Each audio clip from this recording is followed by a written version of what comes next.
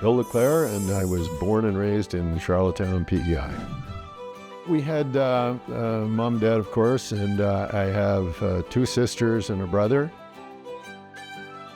I was mostly a sports nut. My friends that I grew up with, we basically would do street hockey and hockey on the ponds that were around there. And then in the summer it was baseball. My dad was a building contractor. My mom, because we had 4 kids, my mom was at home with us all the time and did a great job.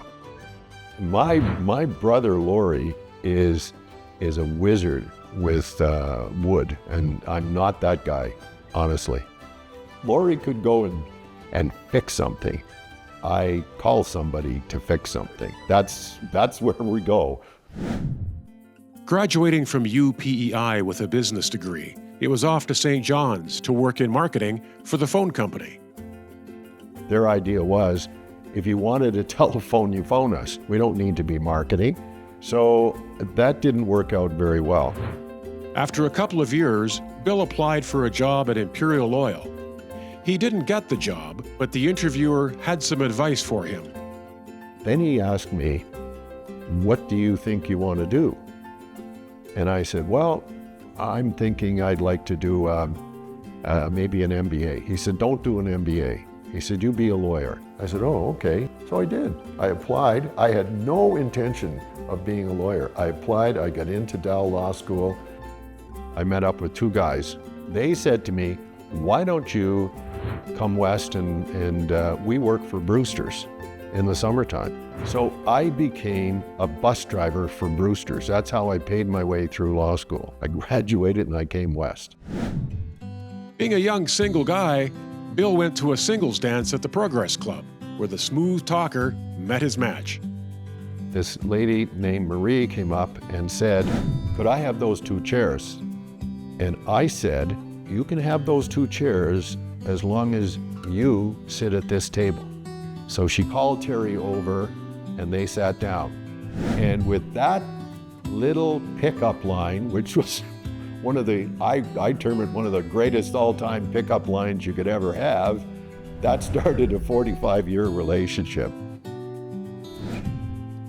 We have 2 children, Carly and Michael. Carly is not married as of yet, we'll see.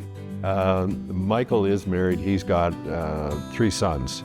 So those are our grandchildren, and they live in Waterloo, Ontario. So for us to see grandkids, we jump on a plane and thank heavens that WestJet goes direct from Calgary to Waterloo. In 1976, armed with his law degree, Bill began his career in Calgary, although not in the field he wanted. They put me into litigation, which is courtroom work, and I really did not want to be doing that, but they had me in doing bankruptcy work. That firm dissolved and Bill moved on. By the early 90s, bankruptcy work was drying up and Bill wanted a change. There was an opening to do real estate. You know, some people looked at me and said, you got rocks in your head, you're going from litigation and you're going into real estate? I've never looked back. Bill was a partner in his own firm when in 2001, after the sudden departure of his original partner, Bill needed a new one, quickly. I knew Ron Thibault. I had only met him once. So we met on Friday morning, and on Monday morning, he joined us, and we've been together since July of 2001. Bill always worked hard and played hard, but finding his charitable side took a little longer. I didn't really get much involved in charity and that sort of stuff until I joined Rotary. That was quite a thing, how I got into Rotary. I mean, most people that you interview will say, so-and-so was after me for 4 years, and finally I saw the light of day and I joined Rotary. That's not what happened to me. Steve Allen from the Downtown Club invited Bill to join Rotary, but things didn't go quite as planned. the word came back to me that, sorry, you're not a leader in your field. I didn't make it. At Steve's urging, Bill reached out to Calgary South, spoke with Garth Nickel, attended a few meetings, and he was in. That was February 1989, and I joined, and I've been there ever since. My reason for joining Rotary was I wanted to do charity work. I wanted to give back to the community. That's the whole motivation. I've been on community grants for quite a while. It used to be large grants, small grants. I've been on that. I've been on the Legacy Committee. I've been on, now I'm CRCF, but I'm still on those other two committees. And there's no better feeling because you're right on the front line of where the money goes. Giving back inspired Bill to join, but that, combined with the meetings we have, are what keep him coming back. The meetings we have are, bar none, the best hour and 15 minutes you could spend on a Thursday. The energy that you get when you walk in that room, that's what we feel every week. People that come to this club, they're amazed at the energy in the room. We've upped our game in terms of the speakers that we get and the interest that people have in listening to what they have to say. People come to listen, which is great. I love that. After being asked twice, Bill accepted the role of president.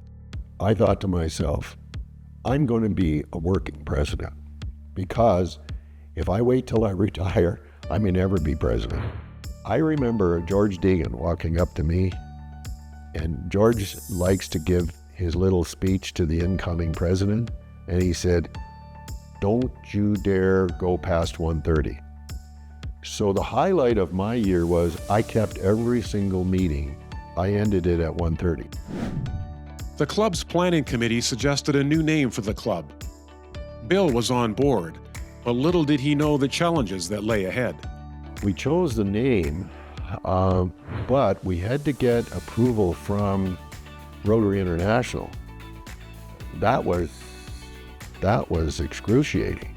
RI thought Stampede Park was a name and not an actual place. I had to write a brief, and I had to send it down to the lawyers, which I did.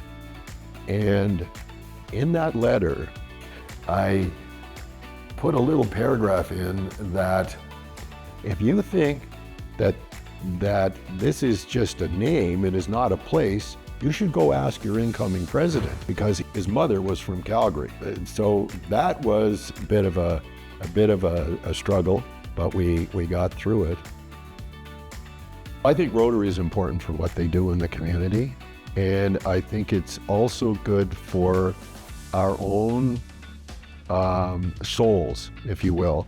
The way that we operate, the friends that we have, the relationships that we've developed over our years in Rotary, and that's why I'm still in Rotary. I mean, I enjoy it.